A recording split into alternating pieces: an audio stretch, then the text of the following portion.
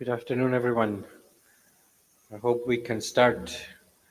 Thank you for coming to the session on key and priority populations. As you probably hear quite often, and we talk about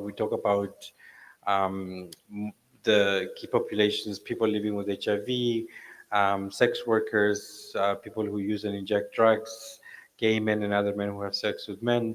But there are often quite often other key and vulnerable populations that are key in terms of the burden of a disease that they face, as well as the key role they play in the HIV response. So today, for example, we will hear around migrant populations, as well as pregnant women living with HIV, and children. So we will start the session with Dr. Belinda Giro, who will speak to us on factors associated with self-reported alcohol use in the last 12 months among pregnant women living with HIV in mainland Tanzania. Belinda Njiro is a medical doctor and an epidemiologist specializing in implementation science, focusing on HIV and AIDS and the intersection with non-communicable diseases and multimorbidity. She is an HIV implementation science research fellow with the Department of Global Health and Population at Harvard, T.H. Chan School of Public Health.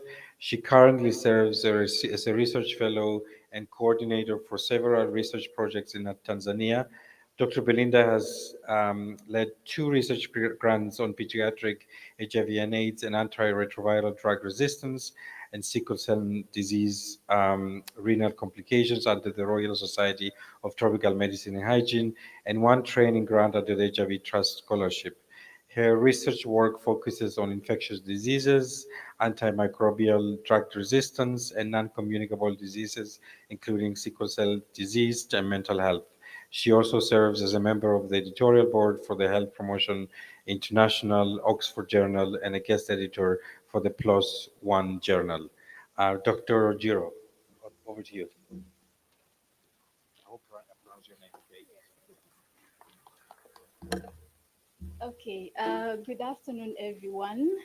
I'm not going to reintroduce myself. That was a long bio, but I'm happy that we've had a long discussion today about key and vulnerable population, and I want us to focus on another priority population, and that is pregnant women. So I'm going to talk about factors that are associated with self-reported alcohol use in the last 12 months among pregnant women living with HIV in mainland Tanzania. So I'll start by defining what harmful alcohol use is. Is any alcohol consumption that would result in physical or psychological harm in public health, and it is a public health problem worldwide. It is also known to be a risk factor for NCDs. And Tanzanian estimates of alcohol use range from 0.3% up to 45% between different populations. While we all know that alcohol use is socially acceptable, but it is also indicated as a risk factor for increasing HIV transmission. So HIV infection in pregnancy on its own is associated with higher mortality, and when we talk about alcohol use, in addition to that, we even put this population at a higher risk of mortality. So just a little bit of concept on risk behaviors in pregnancy. They stand between the population of pregnant women with HIV and poor maternal and infant outcomes. And when we talk about risk behaviors, we have two sets of this, and one is sexual risk behaviors that has been explored before, but there are other risk behaviors such as alcohol use that has not been explored, and they contribute to poor outcomes in this population.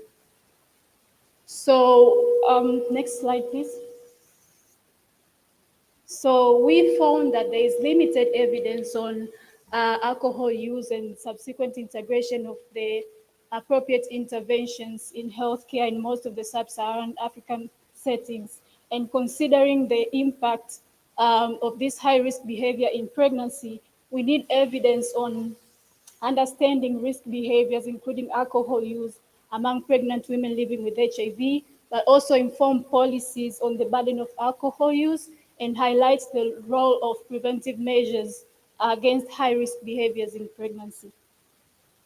So we aim to estimate the burden of alcohol use in pregnancy and also to determine which factors predispose them to high risk of alcohol use in pregnancy and during the pre-pregnancy period. So we covered a period of 12 months. So this was a next slide. This was a cross-sectional study that covered a total of 52 PMTCT clinics from a total of 19 regions in Tanzania. And we did a proportional probability to size method to be able to get a representative sample. We included newly HIV diagnosed pregnant women who were ART naive, but also women who were on ART for less than 6 months. So why did we include this population? Our study was a sub-study of a larger cohort that looked at ART resistance in pregnancy, and we wanted to look at pre-treatment ART resistance. So this is why this is the population that we focused on, and we decided to nest this study under that. So as I explained, next slide. As I explained, our outcome was prevalence of alcohol use, and we looked at different exposures such as social demographic characteristic, HIV-related characteristic, tobacco use, and sexual behaviors. And we conducted a multi-level, multivariable logistic regression because we had different levels of clinic, and we wanted to control for clustering at different levels of facilities. And we included some of the factors as confounders, as the possible confounders in our analysis. So next slide. Descriptively, we had most of our participants were aged between 25 and 49 years. We had around a quarter that were between 15 and 24 years, and the median age was 40 years. Most of our participants were in second and third trimester and were living with a partner. So of interest, you can see that the HIV viral load was quite high. This is because we only included patients who were newly diagnosed. So even the viral load and the CD4, those are the baseline results. And most of them had reported to disclose their HIV status, and only a half were on ART for less than 6 months. So our findings, next slide. Our findings show that among every 4 pregnant women living with HIV, 1 had used alcohol during the pre-pregnancy and pregnancy period. And when we looked at the sexual risk behaviors, at least 1 in 3 pregnant women reported at least 1 STI symptom in our study. Next slide. So we also assessed the number of casual sexual partners for each pregnant woman, and we had around 39% reporting at least one, 39% reporting at least one casual sexual partner in the last 30 days. So we used the tool that is called Audit C to assess the alcohol use, and it has 3 questions to assess the risk of risky drinking, what we call risky alcohol drinking among the participants. And our results showed that, please go to the next slide. Our results showed for the first question that asked, how often do you have a drink containing alcohol? We had about 12.5% that reported they had alcohol more or equal to 4 times per week. And the next slide, how many standard drinks do you have in a typical day when drinking? And of interest, we had around 6% that reported 10 or more standard drinks in a typical day. Next slide. And the last question asked, how often do you have 6 or more drinks containing alcohol? And we have 12.5% that reported to consume 6 or more drinks around 4 or more times a week. Next slide. So we looked also at the predictors of alcohol use, and we found that those aged 25 to 49 years had about 1.5 times the odds of alcohol use, and also those who are not living with a partner. But of interest, we had those who reported STIs were also at higher risk of consuming alcohol in the last 30 days. So next slide.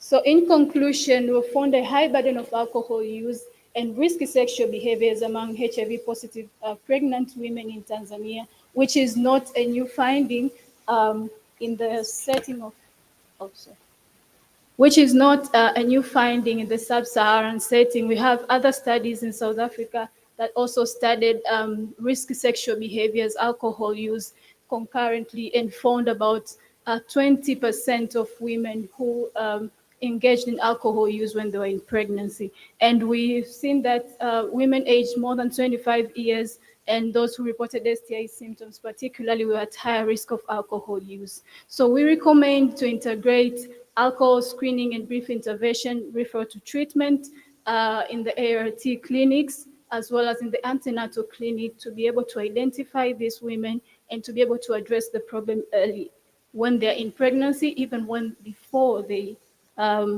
conceive.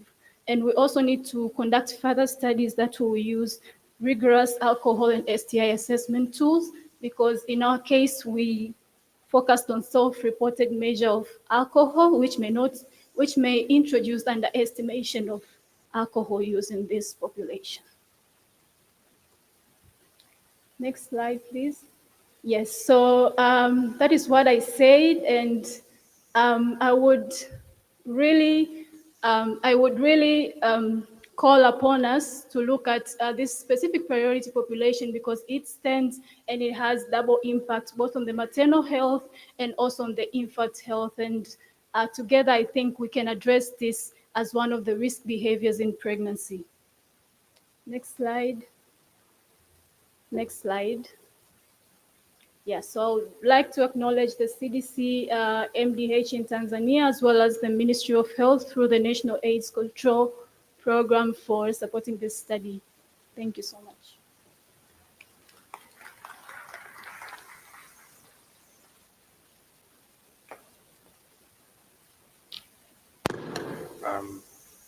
Since our third speaker is not here, maybe we have more time for Q&A. So before we go to the next speaker, does anyone have any comments, questions, um, any reactions?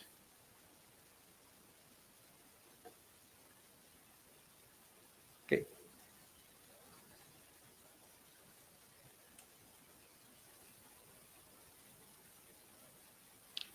Right, we can move to the next speaker. Dr. Olabode Ekerin, who will speak to us about the impact of restrictive migration policies on HIV prevention care and treatment services, a systematic review. Dr. Ekerin is a medical doctor and a health inclusion practitioner with a passion for addressing health disparities and promoting sexual health, HIV prevention, and LGBTQ health. He received his MBBS degree from Lagos State University and has since then been dedicated to advancing healthcare through research, education, and community engagement. Currently, Olabode serves as a state clinical mentor for the state AIDS and STI control program in Kaduna State, Nigeria. In his role, he is responsible for providing technical assistance and support to healthcare workers, helping to strengthen the healthcare system and improve the quality of care provided to people living with HIV and other sexually transmitted infections. Olabode is a woman deliver young leader advocating for gender equality and reproductive justice. He is committed to making a lasting impact on the world of public health and continues to be a leading voice in the field. I look forward to this presentation on migrant populations and often forgotten key population. Dr. Olabode, over to you.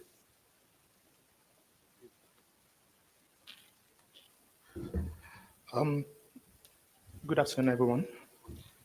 I'm glad to be here. And by way of introduction, I got interested in this study. I got a scholarship to Russia. I was told to submit my HIV test results, and I was shocked. So I did some digging and decided to work on this. So this would be my outline for this presentation, and these are common migrant. Sorry, next slide. Next slide. These are common migrant destinations we have from across the world. You would see we have a lot of people going to the United States. Next slide.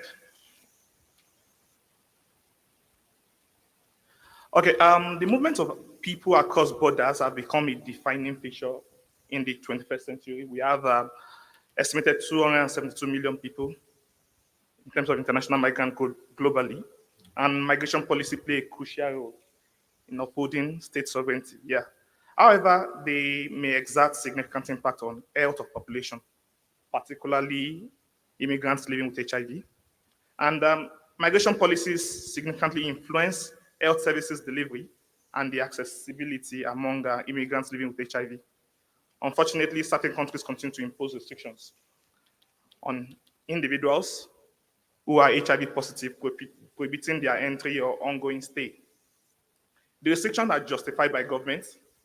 A lot believe that it's safeguarding public health and it helps prevent perceived burden on healthcare and economic resources stemming from the presence of HIV positive non-citizens. However, it is important to note that the justification is not valid. So while we're looking at this, it's important to understand the correlation between migration and health, especially in the context of HIV prevention care and treatment services. It's very important. So this gives us an idea of the HIV statistics from around the world, looking at it regionally. And we have an idea of the top 20 destinations as of 2020. So this is my methodology. We conducted a systematic review of literature between 2010 and 2021.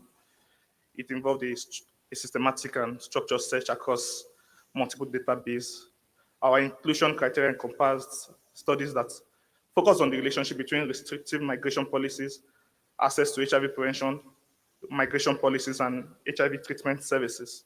Our search strategies utilize a combination of controlled vocabularies related to HIV policies, HIV, healthcare services, and an initial screening involved reviewing the titles and abstracts to identify potential relevant studies.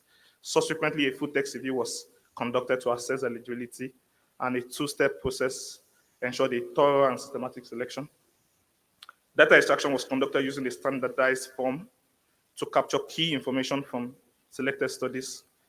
These include details on study design, participant characteristics, migration policy context, as it relates to HIV prevention, care, and treatment. And each included study underwent a rigorous quality assessment using an established criteria for quantitative and qualitative research. This is the Prisma chart for this study. Next slide. Oh, sorry. Next slide. Next slide. Next slide. So this is the Prisma chart for this study. We had a total of 339 records after duplicates were removed. Then we excluded, after titles and abstract screen, we excluded 300, we had 39. And after full articles were excluded as commentaries, reviews, we had 5 articles. Next slide. This is an overview of the selected literatures. We had studies from across Russia, Canada, United States, and Sweden. Next slide.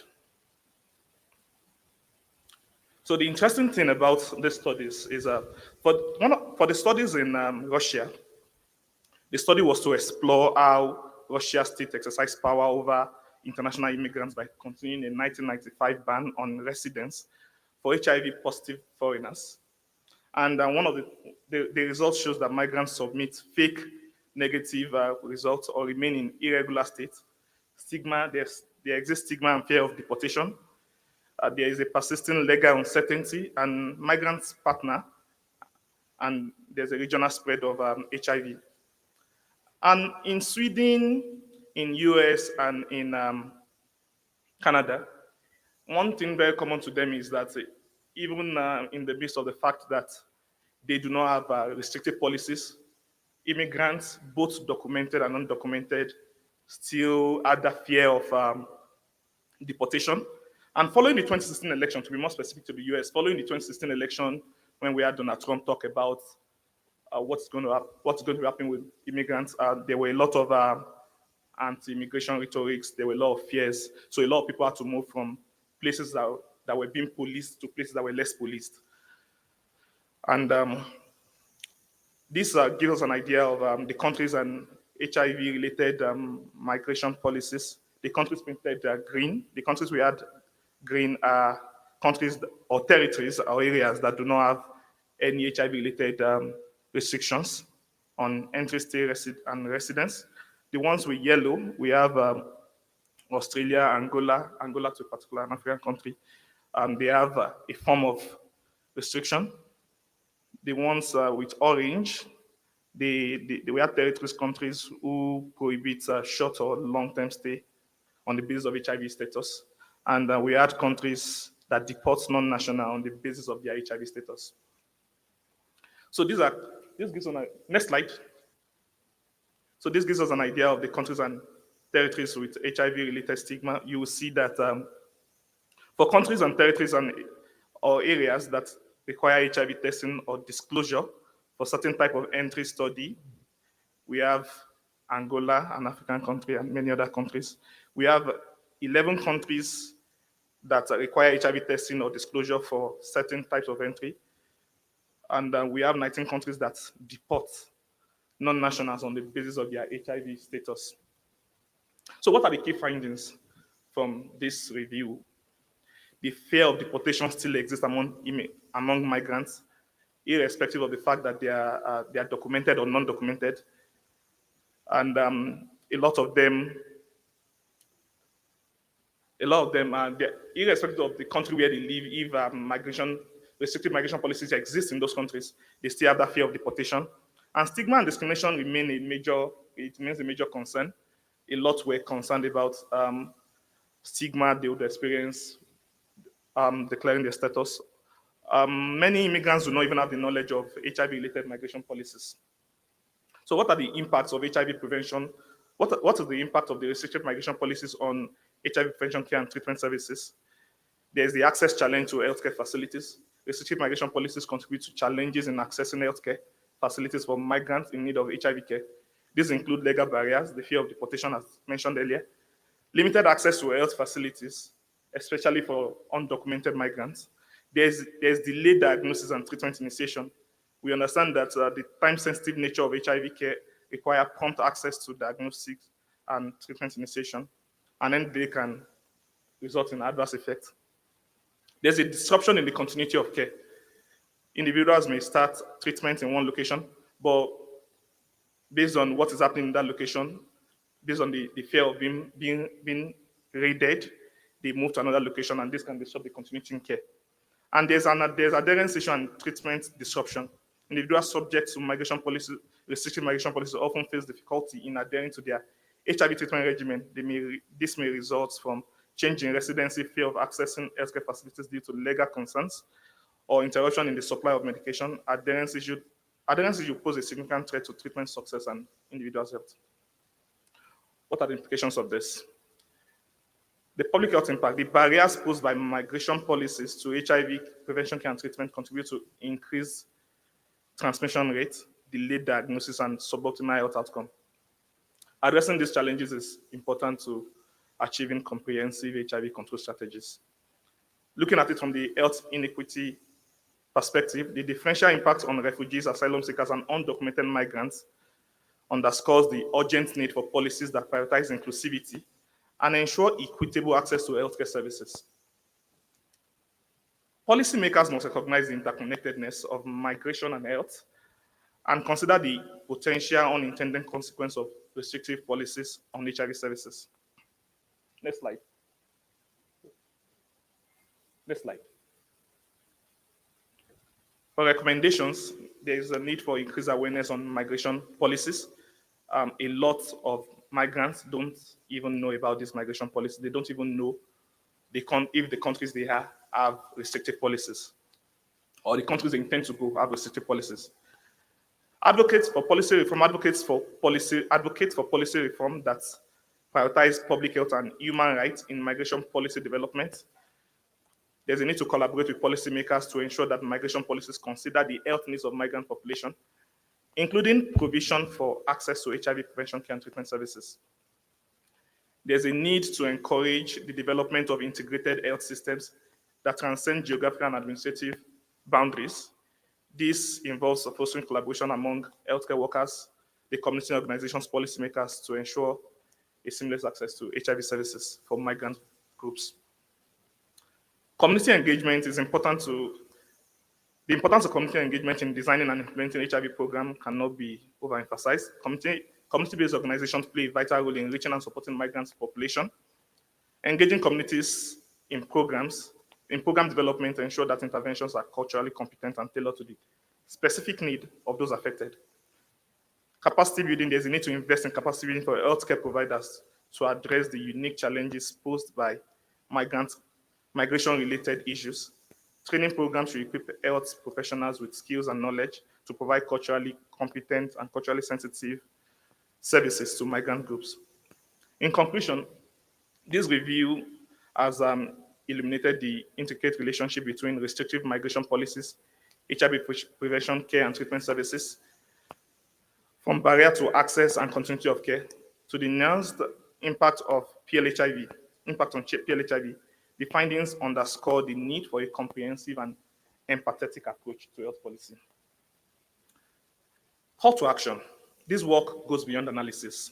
It's a call to action. As a community of researchers, policymakers, healthcare providers, and advocates, we have the collective responsibility to address the challenges identified and foster a more inclusive and responsive healthcare system. I'll acknowledge ICASA for the scholarship to be part of this, and my collaborators and my national mentor. Thank you for listening.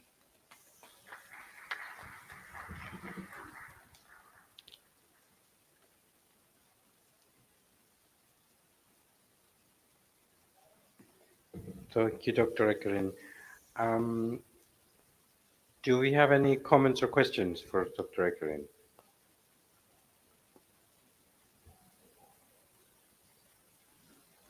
Anything, and your own experiences around travel, stay, and residence related restrictions? Do I see any hands? Sorry? Okay. Can we get a microphone to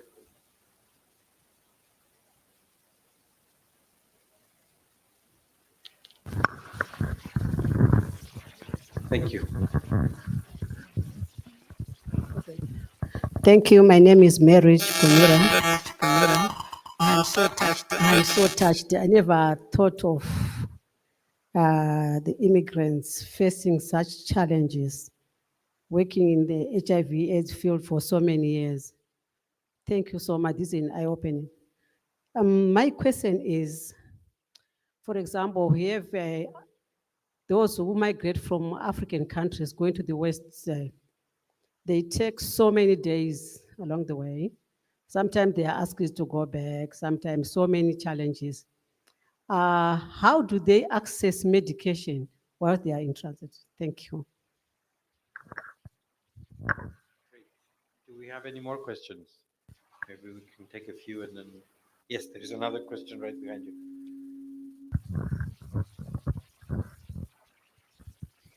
Yeah, no, thank you so much for that excellent presentation.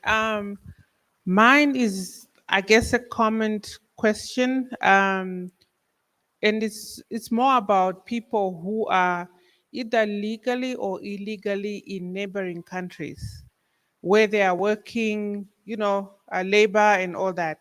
And then in these particular countries, they don't have access to HIV services because they are not nationals in that particular country, and yet there might actually be like partners of people who are living in the country. For example, a pregnant woman who has a partner who is someone who's a builder or a long distance driver and so on.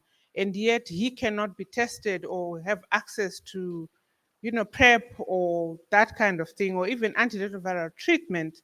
And yet this would actually benefit the country where this particular immigrant is living. So I don't know if there's any discussion, perhaps among SADC or anyone else who is, thinking about these things in terms of how this can be rectified. Perhaps there could be a fund that funds access to treatment or access to prevention services for the region rather than being more restrictive about. For example, I can give you an example that Zimbabweans that are living in Botswana either legally or illegally do not have access to HIV services whilst they are there unless they can pay for them. Would you like Thank to you. respond to the two questions? Thank you for those questions.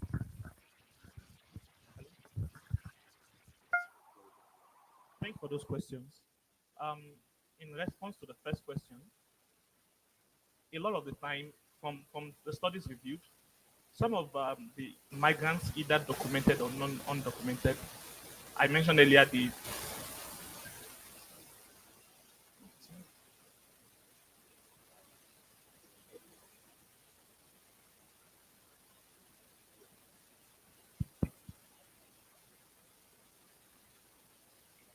So thank you for those questions.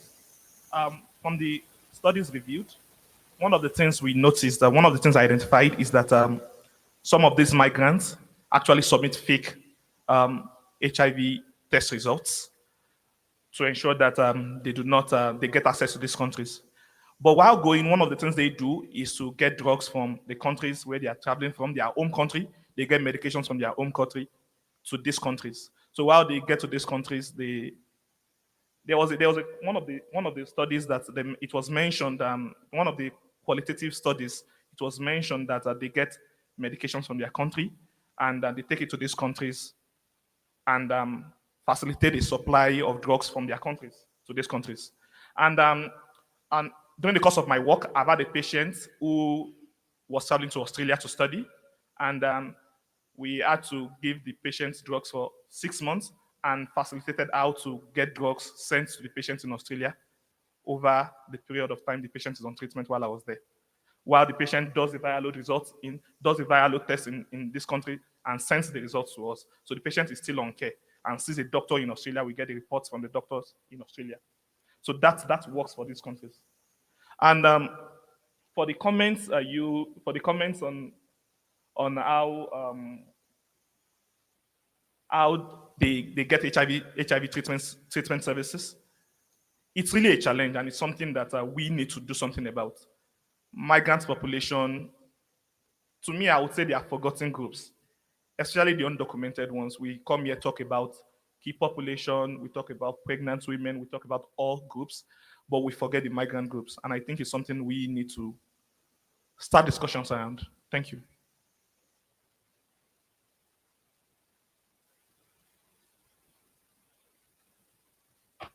Thank you. I know it's not a very satisfying answer, but I think we're uncovering a missing population.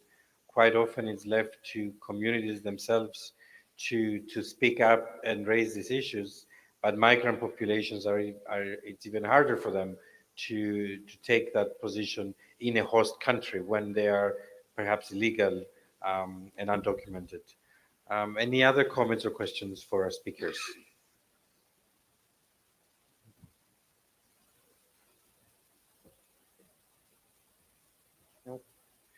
I'm sorry a third speaker was not able to come. We would have loved to hear about strengthening justice for children. I hope there is a possibility of them to engage in the conference in other sessions. I don't know if there are no other comments. Are there any other comments or questions you might have around key populations overall? There is a question on that side, this side. Yes, over here, please.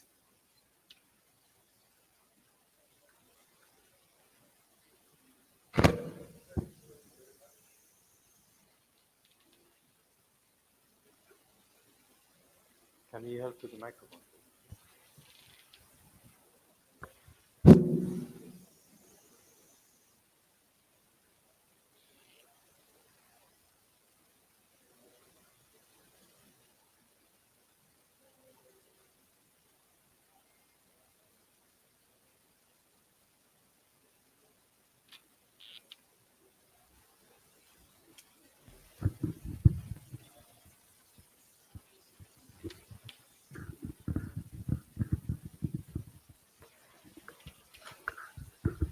Thank you. Well, it's not necessarily to ask a question, but just to reflect on the question from my sister there on the facilitation of immigrants to access medication when in foreign countries. I come from Botswana, by the way, and I think she did ask about what SADC does. I don't work for SADC, but I know that SADC has a funding program for member states. One such is more to do with um, the cross-border HIV prevention issues. I know there is one between Botswana and Zimbabwe, one between Botswana and Zambia. So those are programs which are funded by SADC, which are aimed at addressing the gaps that may be there between the citizens and non-citizens in accessing treatment. But I think one other important thing to note about Botswana is that in 2017, the country adopted a treat all strategy, whereby each and everyone who tests and is found to be positive um, has treatment made available to them, regardless of whether one is a documented or undocumented non-citizen.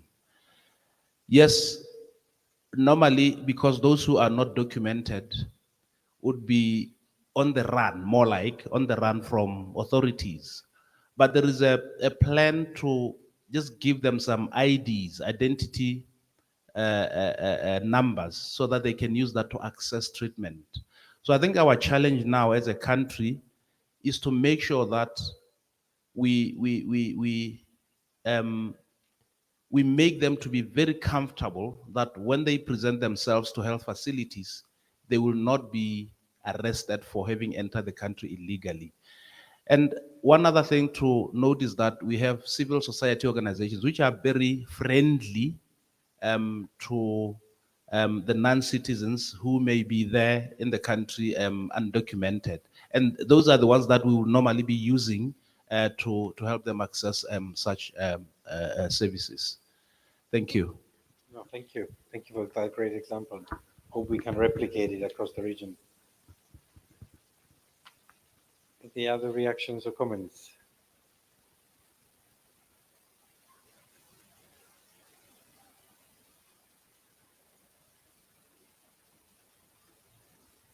Well, I'd like to thank you for joining and staying with us.